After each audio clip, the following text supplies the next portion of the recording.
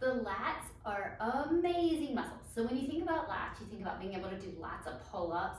And I wore my muscle shirt today for the demonstration because, well, it's fun and I can't really wear it for kid pickup. So might as well wear it to demonstrate lats. All right, so our lats are incredible muscles, but they're also high pressure muscles. So I tend to see people who hold tension in their lats tend to increase tension down on their pelvic floor.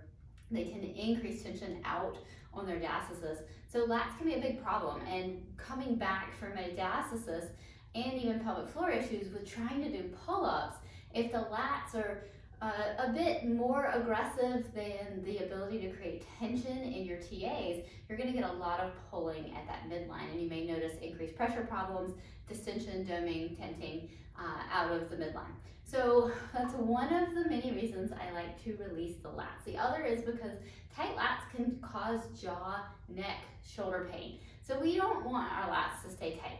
Now we can stretch them. We can foam roll them. So if you sit on a foam roller back here, you can hit your lats with a foam roller. That's great. But I want to go over two maybe different ways of releasing them that don't jump into your mind. The first is a cup. Now this is one of those little cellulite cups that you can order off Amazon for $10. But I like to use it as a myofascial release cup. I don't really think it does a whole lot for cellulite, but it works great for separating, pulling our skin up and helping to get the tissue underneath gliding. We need things to glide, we need things to move, we need things to not be stuck. This helps to rewire our brain and how signals are sent.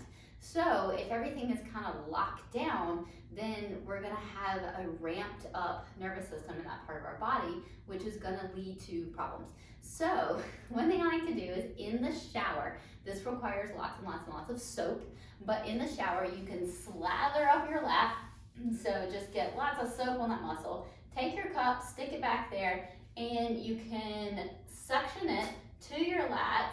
And if you have lots of soap, then it makes for it easily to roll around, okay? So you suction it back there, and this can be something where you can kind of get to it yourself. I mean, you're not gonna be able to get back there to be able to do other types of release work, but with one of these little handy devils, you can get back there to release that lat, get the area moving, get the skin gliding. And you might be like, ooh, ooh, ooh, it is so tight.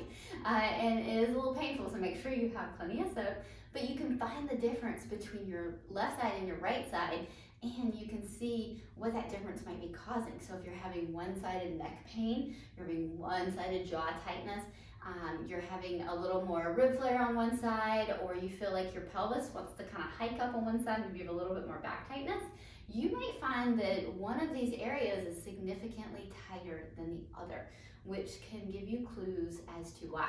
So try that, try the myofascial release cup. I think it's kind of fun, easy, super easy to do, and it's a good excuse for a really long shower.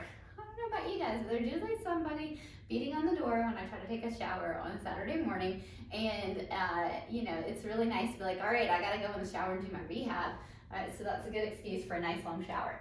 The other release exercise that I truly love for the lats is one from the Postural Restoration Institute, and it is so great for using our breath to help release our lats.